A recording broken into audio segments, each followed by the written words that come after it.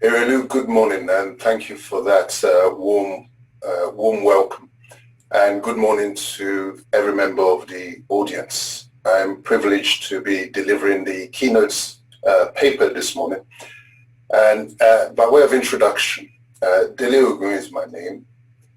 I'm a historian, a lawyer, author, the convener of the Fatherland Group, which is a multi-ethnic group of Nigerians both home and in the diaspora. I'm also the chairman of the Yoruba Foundation. What I propose to speak to this morning to begin with is the concept of the Yoruba nation. Because we're often asked, what makes a nation? And I want to share this with you. It's a quotation that I came across fairly recently, that a nation is not a place, it is an emotion. Let me say that again. A nation is not a place, it is an emotion. Now, the significance of this definition is as follows. There are periods in history when nations disappear off the map. But the fact that they've disappeared off a particular map does not mean that that nation has ceased to exist. It still is, because it is not a place. The mere fact that you cannot look at a map and say, there is the Yoruba nation, does not mean that the Yoruba nation ceased to exist or does not exist. Let me illustrate that by reference to the history of Poland. Poland is a country, when you look at some of the maps of Europe before 1918, you would not find Poland on a map. But will it be said that the Polish people and the Polish nation did not exist? Where did they go? It was simply a product of geopolitics that Poland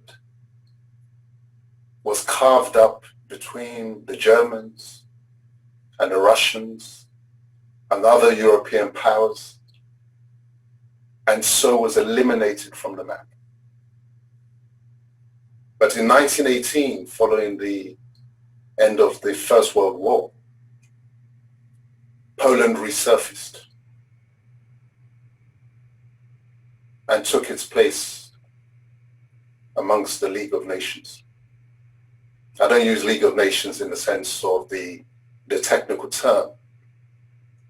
In lowercase, amongst the community of nations, it returned. What about the state of Israel? I think we're more familiar with that story, where a nation disappeared off the map of the world. But did the Israelis cease to be Israelis all that time, since the Exodus and the expulsion? But I came back onto the world map after the Second World War. They returned in 1948, and now we speak boldly of the nation of Israel. So as it was for the Poles, and as it was for the Israelis, so it is for the Yoruba nation. Yoruba nation only came off the map because the Nigeria construct imposed itself in that political space,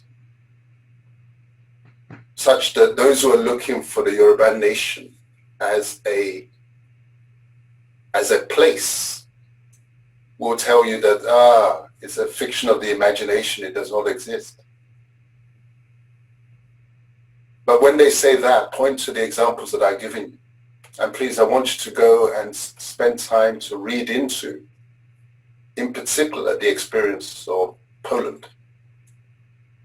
And it will underline the point that I'm seeking to make. So the Yoruba nation is very much alive and very much with us.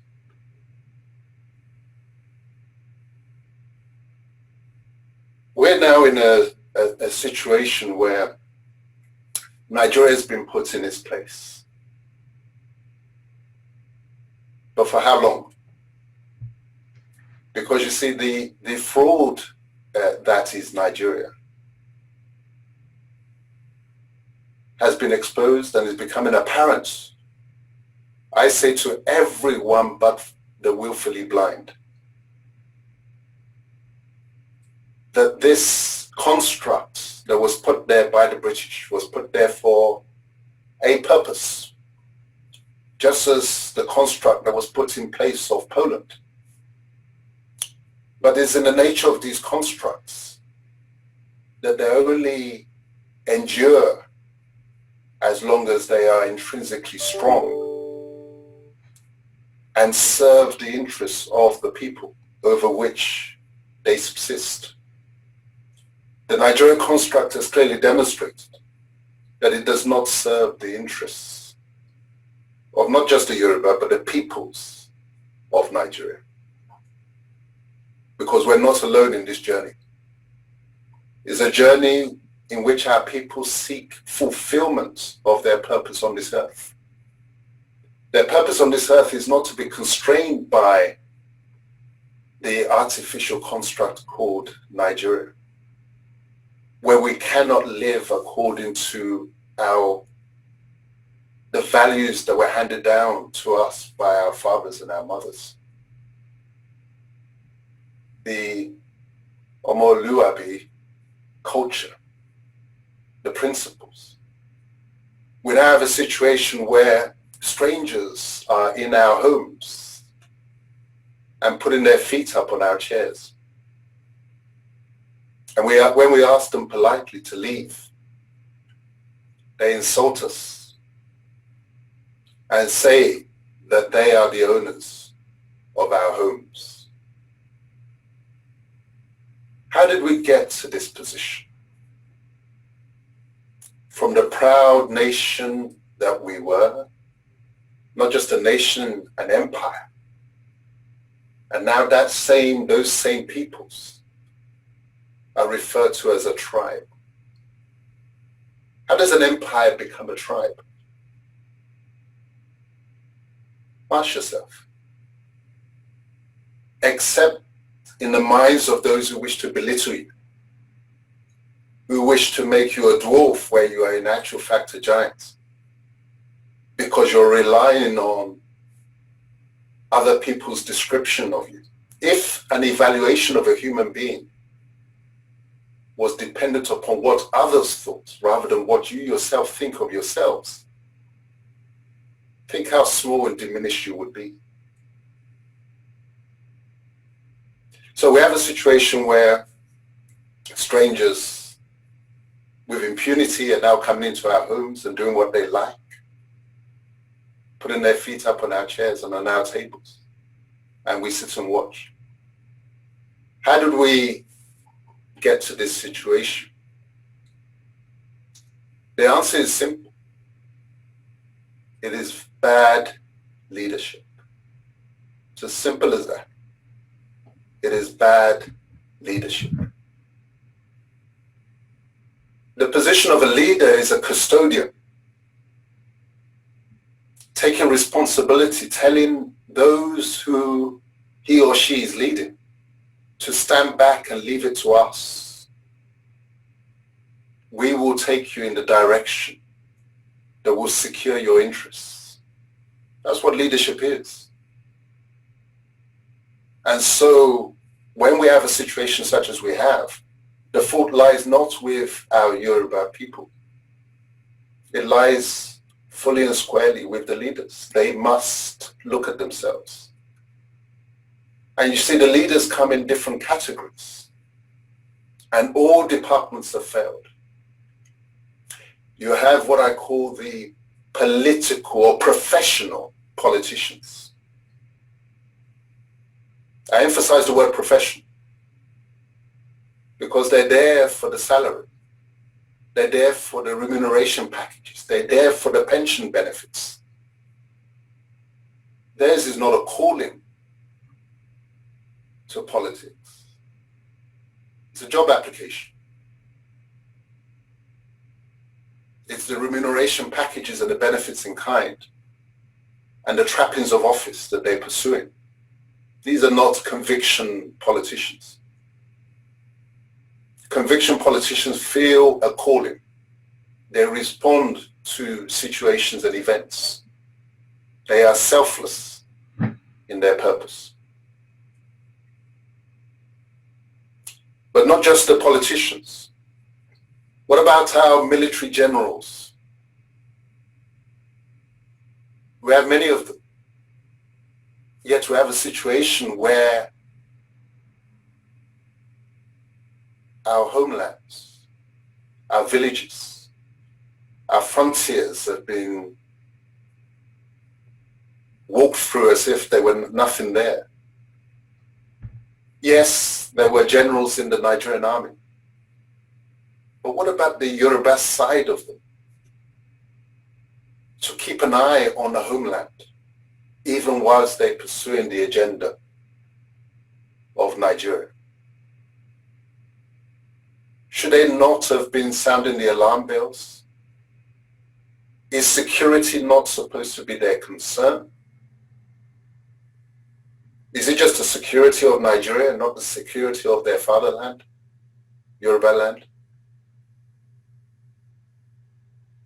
So we have generals, and yet we're in this situation.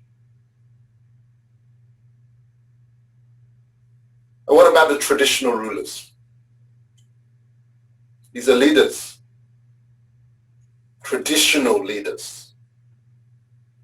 But it's under their watch that we're in this situation that we're in now. And we have many of them. Who were they leading? What were they leading to allow this situation to become as it is? That even within the 22 tribes of the Yoruba, that's where you use the language tribe properly, because the nation is Yoruba. The country is Nigeria. The tribes of the Yoruba are the Ijebu, the AGBA, the Ekiti, the Ikale. Those are the tribes. And even as we were, when we were a Yoruba nation, I assure you that if there was a sudden influx of Ijebu people into Ikale land, or Ikale land, Ikale people into Ijebu land, there will be concern on the part of the traditional rulers. So what's going on? Yet we have a situation where complete strangers whose languages are not intelligible to us in any shape or form, bar the English language that connects us, and some of them can't even speak the language, and wander into our areas, disturbing our farmlands and raping our women, under the watch of our traditional rulers. And what about the intellectuals? What about all the professors and the master's holders and the graduates and whatnots that we boast so much of? So much education, the most educated peoples in Africa. How has that education served us where we're in a situation where people are now roaming our lands with impunity?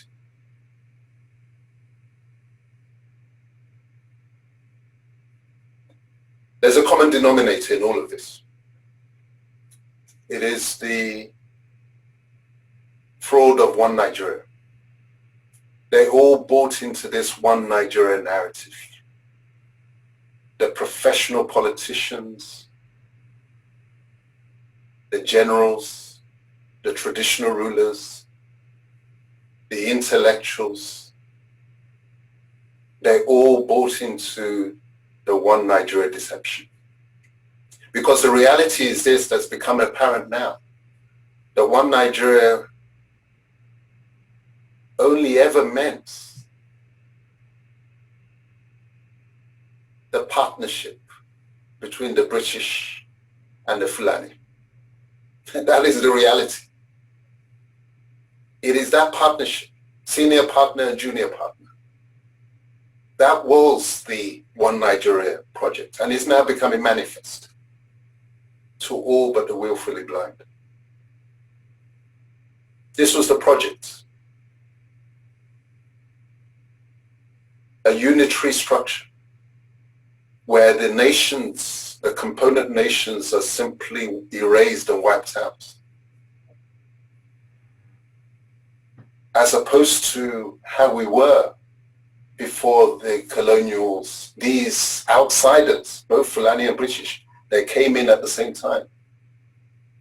Trace their history. The jihad was 1804 in Uthman Dan Fodio's jihad against the Fulani, the House of Kingdoms, 1804. 1800s also is when the British so-called explorers started wandering across our land. And look at the strategy, it's the same. The so-called explorers came in, oh, we're just explorers, wanted to find out where the rivers flow and, you know, which road leads to where. Just like the herdsmen, not so. Just herding their cattle everywhere. That's their sole purpose. But it was simply a cover for an agenda. Until the agenda then becomes manifest and it becomes too late for everybody to react.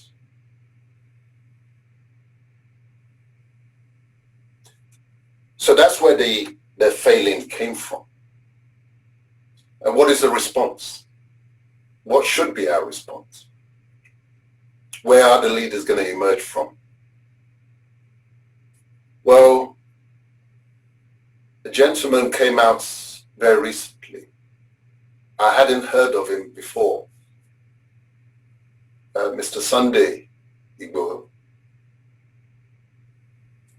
He came out in response to what he saw.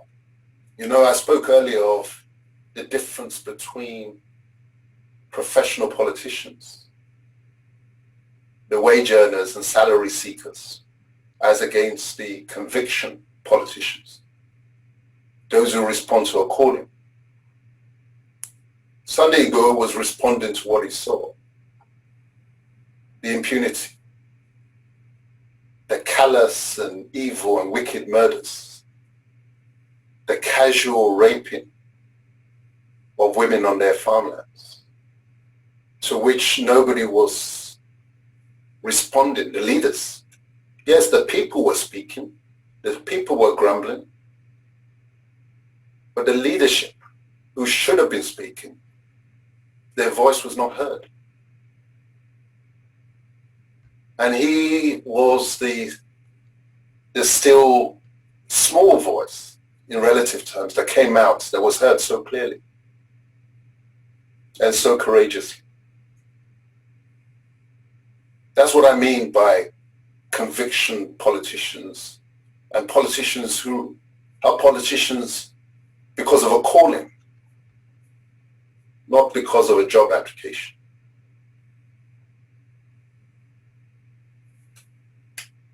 Now, I want to say something about this term Fulani herdsmen. Please, let's stop using that herdsman tag. They're not herdsmen. They're Fulani men who are murdering and raping and conducting themselves with such impunity. The herdsmen are the herdsmen. The rapists are the rapists, and the murderers are the murderers. Let's stop hiding them behind the tag Fulani herdsmen. Let's call things as they are.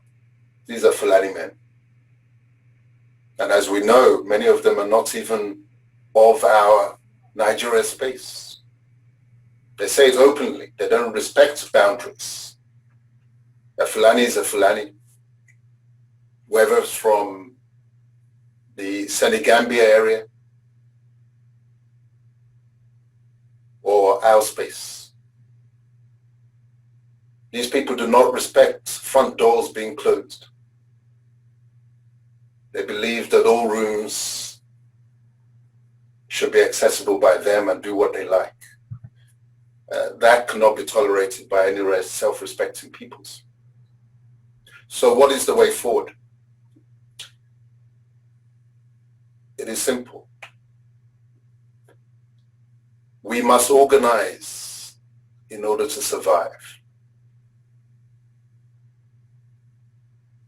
We must all be a Sunday Igboho in our homes, in our neighborhoods, in our villages, in our communities, because the conventional and formal leadership having failed us and brought us into this situation, it is now a matter of self-help. It is no longer for the professional politicians. It is beyond them. It is now everyone is a Sunday Igboho until this crisis is over. Erelu, I thank you. Erelu, thank you so very much for organizing this event. It's been a fantastic discussion. I've learned a lot from many of the speakers. I'm going to run through very quickly some of the comments that I heard. I'll work backwards. Let me start with my friend Yomi Bola. Yes, I agree with him to an extent about talking as against action. However, there's a danger in that narrative that I hear often, that we talk too much. Action must be informed action. You're only going to get the right action if you brainstorm and put your heads together and you talk. So the problem is not talking. The problem is not listening and not talking about the right things. I agree with him that the diaspora must support those on the ground. That is vitally important. Those on the ground are like those on a ship that is sinking, and it's those on dry land that have the opportunity to send the rescue boats in. So the responsibility is on we in the diaspora to help those on the ground. From that, I'll take on his last point about don't unite with other tribes. That is wrong. No war, and we are in a war situation. No war is fought in isolation. When you have a situation where there's a common enemy, it is folly to say that you would not join hands with those who are facing the same threats. You only need to look at the history of the West and their wars. Russia and Britain, arch enemies to this very day. But check the First World War and the Second World War. Which side were they on? They were on the same side. So identify your common interests and then work from there. You can't fight everybody at the same time. If you have no allies, that is the pathway to destruction. Princess Moyo, I very much appreciated her reference to the native Indian experience, how they were wiped out in South America, in the Caribbean, and in Australia. Very, very valid point. Somehow we seem to think that it won't happen to us, that we were somehow, or we are somehow better than those peoples. The lessons of history are there for us to learn from. Our fortune, where we're fortunate, is that we have a chance to take the lessons of history on board, to ensure that what happened to the native Indians of all those places will not happen to us. So I thank her for that reminder. And she said, how do we prepare for war, which is already here? That is actually the tragedy. It is already here. It is not when they say we are at war that the war begins. It's by the actions that you know them. And the tragedy is that by virtue of this Nigerian experience, we're in a worse position to defend ourselves than we were when we had the Yoruba nation. That is a reality. Somebody else touched on that. I think it was Yemi Adelakun. We don't have weapons, he said. And I made a note saying, contrast when we were a Yoruba nation and empire. We had our own weaponry. Nobody could treat us with such impunity. Even if it's bows and arrows, we had them. Now we don't even have that. And then we're barred from carrying guns. So we have to go back to basics. Shola Oni, again, it goes to show that the common theme that came through. He said, what the Fulani could not do when we were Yoruba nation, Nigeria has made it possible for them. And he's so right. The Fulani advance, as I said in my opening submission, was simply a continuation of the partnership between the British and the Fulani. And they've made the headway that they could not have made, but for one Nigeria, which caused everybody to drop their guard. Turning to Michael Olatubosun, he said we need to clarify the role of the traditional rulers. And that is so right. What exactly do they do? All these Kabiasis, what do they do to earn that title and the respect that they call for from the people? I touched on it in my opening submissions. That is their failings. And they must face up to their failings. That has put their people, our people, in the situation of such vulnerability. They need to be held to account, not just now, but going forward. Every office that demands reverence and respect must have a duty sheet, what we can expect back from them in return. I then turned to Mr. Tokumbo Adeniran. I so enjoyed both his presentations, his contributions. It simply goes to show that when we talk about elders and we talk about wisdom, we think that it's simply a function of the number of years we spend on this earth. It is not. If there's one thing that I've learned from the West, it is that they find wisdom even in the youngest people. And they're ready for those young ones to lead the way. The Prime Minister of Britain, at the time when they made their greatest advances, was a 24-year-old man. 24-year-old William Pitt, the younger. Check the history books, check it out. We will hear, or we'll be in a gathering where there'll be young people amongst us, and we don't want to hear them. The elders say, do you know my age? Do you know who I am? There's enough of that nonsense. I heard such wisdom from Tokes this morning. He talked about the endless loop of nothing. And that's precisely the situation that we're in. He said you cannot look to the entity Nigeria for the solution when it itself is the problem, is the virus, and you're looking to the problem to provide us the solution. It cannot work. Brilliant insights. Finally, I think, no, it was Lady Clara who said, raised the issue as to why there's no law as to, in respect of all these Fulani crimes. Well, the answer is that the law is not a problem of a shortage of laws. As a lawyer, I know the situation. The laws are there. It's a question of enforcement and the political will to enforce it. You have a Fulani commander, jihadist, who his agenda is clear. is the advancement of his Fulani people at the expense of everybody else. That is why the laws have not been enforced. It's not the absence of laws or the shortage of laws. It is the political will to do the right thing. And in those circumstances, then you have to defend yourself. The Yoruba have to rise to their own salvation if you cannot look to salvation from the Nigerian entity. And then Tinu, who spoke after me, talked about Africans are a migrating species in terms of seeking to justify the African Union and the migration of Fulani here, there, and everywhere. I'm afraid I have to disagree. Human beings are migrating.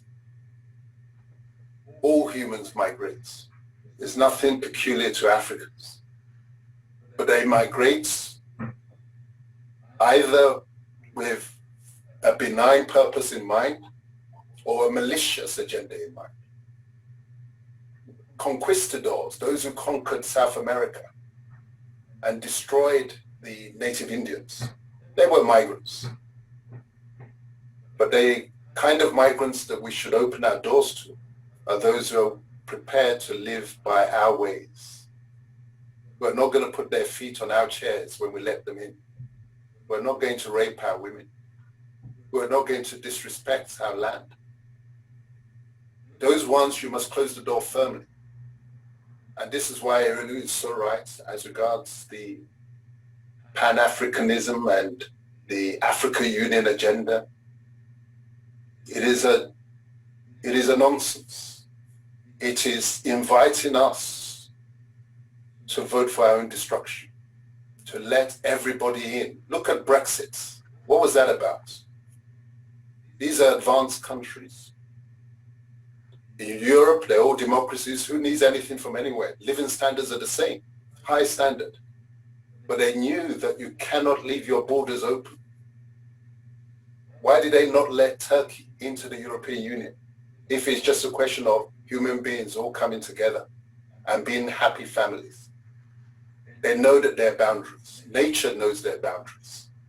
When we were created different. The problem is not difference. It is resenting difference. Resenting difference to the extent of trying to make us one. We must celebrate difference. And we must celebrate our identity as Yoruba people before anything else. Erelu, again, I thank you very much for the opportunity.